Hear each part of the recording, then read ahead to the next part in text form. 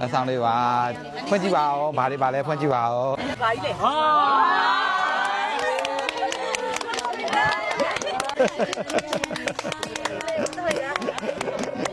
လဲဘလောက်တော့ရင်ကြည့်ပါဦး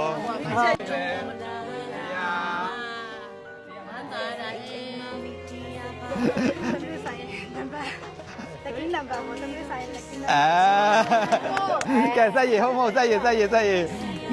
290ဒီလိုလိုပြည့်စည်ဆုံးရှုံးတဲ့အိမ်တွေကိုတိုင်းပေးနေတာ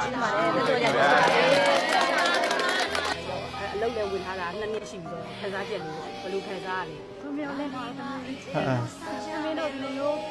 လိုရတဲ့ဟာလေးပြင်ကိုတမျိုးစိတ်ကမှချိန်လက်တယ်ဒါဆရာမတို့ကိုယ်တိုင်လာလို့တော့ပို့ပြီးစိတ်ဆန်းတယ်လောက်ကြည့်လိုက်အဲ့လိုမထင်ထားဘူးပြောမှန်းတော့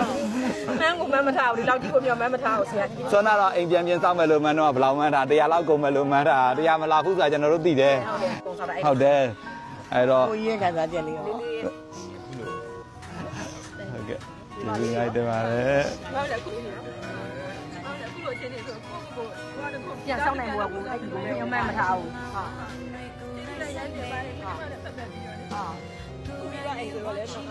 ဟုတ်တယ်ဒီနေရာလေး